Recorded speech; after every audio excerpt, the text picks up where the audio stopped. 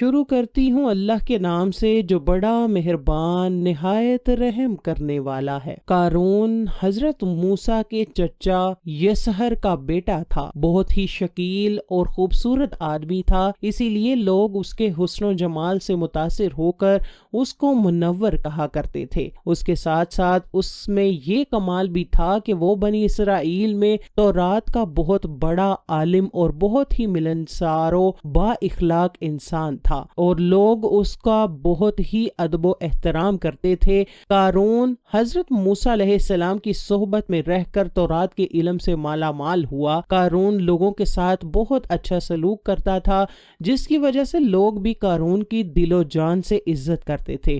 قارون نے حضرت موسیٰ علیہ السلام سے علم کیمیا بھی سیکھا اور ایسا ماہر ہو گیا کہ رام کو چاندی اور تانبے کو سونا بنا دیتا۔ قارون نے بے شمار دولت کمائی، دولت کے ساتھ ساتھ اللہ پاک نے اسے عزت بھی خوب دی۔ ہر ہفتے کے آخری دن قارون بڑی شان و شوکت کے ساتھ چاندی کا لباس اور سونے کے جوتے اور ہیرے جواہرات سے سجا ہار پہن کر بے شمار گھوڑوں اور لونڈیوں کے ساتھ اپنے محل سے باہر نکلا کرتا تھا۔ جو کوئی بھی دنیا دار اس کو دیکھتا تو کہتا کہ اللہ تعالیٰ مجھ کو بھی اتنی دولت اور محلوں سے نوازے تاکہ میں بھی شان و شوکت کے ساتھ زندگی گزار سکوں۔ جو لوگ قیامت کے دن پر یقین رکھتے ہیں وہ کہتے ہیں ان سب نعمتوں کا اللہ تعالیٰ کو قیامت کے دن حساب دینا ہوگا۔ یہ سب شان و شوکت ایک دن ختم ہونے والی ہے، اس سے بہتر تو یہ ہے کہ اللہ تعالیٰ کی یاد میں زندگی گزاری جائے۔ قارون کے پاس اتنا خزانہ تھا کہ اس خزانے کی چابیوں کو اٹھانے کے لیے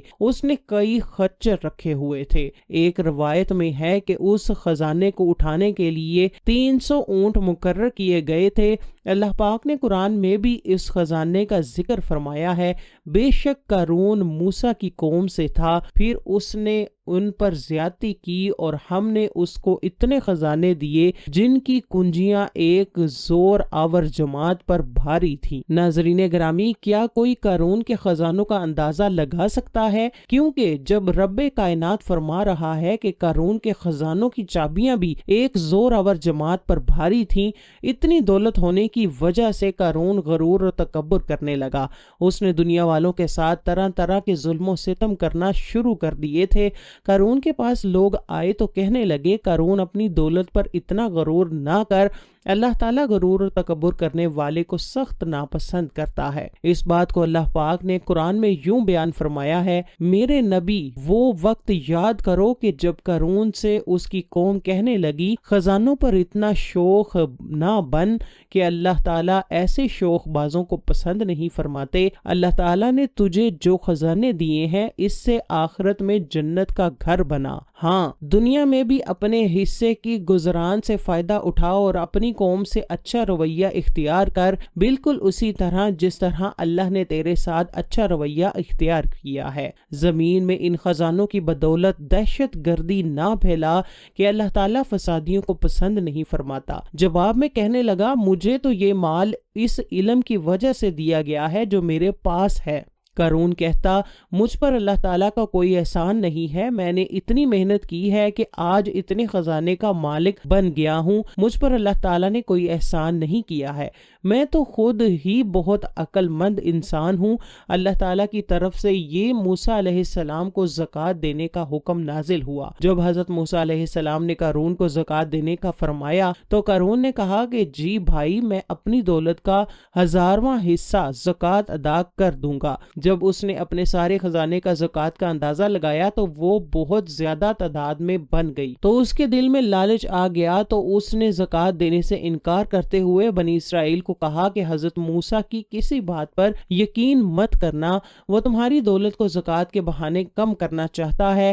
قارون نے بنی اسرائیل کے لوگوں کو حضرت موسیٰ کے خلاف کرنے کے لیے ایک چال چلی۔ اس نے ایک عورت کو بے شمار دولت دی کہ تم حضرت موسیٰ پر بدکاری کا الزام لگا دو کہ حضرت موسیٰ نے میرے ساتھ بدکاری کی ہے۔ قارون نے بنی اسرائیل کو اکٹھا کیا اور حضرت موسیٰ علیہ السلام کے پاس آ کر کہنے لگے، اے موسیٰ، آپ علیہ السلام بنی اسرائیل کے لوگوں کو واضح نصیحت فرمائے تاکہ وہ اللہ تعالیٰ کی طرف متوجہ ہو جائیں۔ حضرت موسیٰ بنی اسرائیل کے لوگوں کے پاس تشریف لائے اور فرمانے لگے، جو چوری کرے گا اس کے ہاتھ کاٹ دیے جائیں گے، جو کسی دوسرے پر بدکاری کا الزام لگائے گا اس کو 80 کوڑے مار کر سزا دی جائے گی۔ اگر کوئی شادی شدہ بندہ زنا کرے گا تو اس کی سزا 100 کوڑے مقرر فرمائی، اور اگر غیر شادی شدہ زنا کرے تو اس کو اتنا مارو کہ وہ اسی جگہ مر جائے گا۔ قارون کہنے لگا، اے موسیٰ، یہ سزائیں کس کس کے لیے ہیں؟ حضرت موسیٰ فرمانے لگے، قارون، یہ سب کے لیے مقرر ہیں، چاہے وہ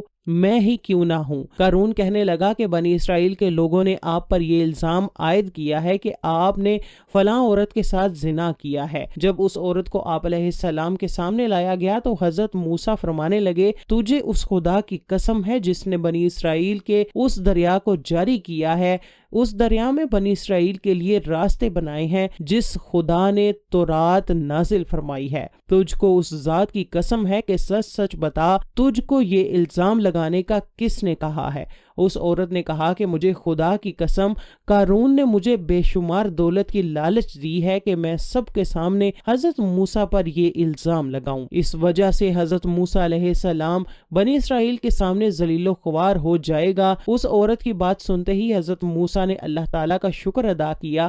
حضرت موسیٰ نے خدا سے دعا کی، اے اللہ تعالیٰ، قارون پر سخت عذاب نازل فرما دے، قارون تیرا ناشکرہ بندہ بن چکا ہے۔ اللہ تعالیٰ نے حضرت موسیٰ پر وحی نازل فرمائی، میں نے زمین کو تیری فرما برداری کا حکم دے رکھا ہے، آپ جو چاہیں زمین کو حکم دے دیں۔ حضرت موسیٰ نے قارون سے پوچھا کہ تم نے یہ سب کیوں کیا ہے؟ قارون نے جواب دیتے ہوئے کہا، اے موسیٰ، اگر اللہ تعالیٰ نے تجھ کو نبوت عطا کی ہے تو میرے پاس بھی دولت کی کوئی کمی نہیں ہے، اگر آپ چاہیں تو آپ مجھ کو بددعا دے سکتے ہیں کہ میں بھی آپ کو بددعا دوں گا۔ حضرت موسیٰ علیہ السلام نے فرمایا، بتا، پہلے تو مجھے بددعا دے گا کہ میں اللہ تعالیٰ سے تیرے عذاب کی دعا کروں؟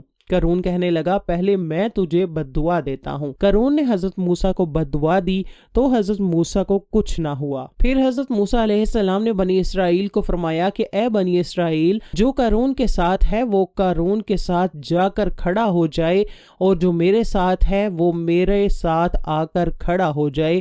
حضرت موسیٰ کا یہ حکم سن کر صرف 2 آدمیوں نے قارون کا ساتھ دینے کو مناسب سمجھا۔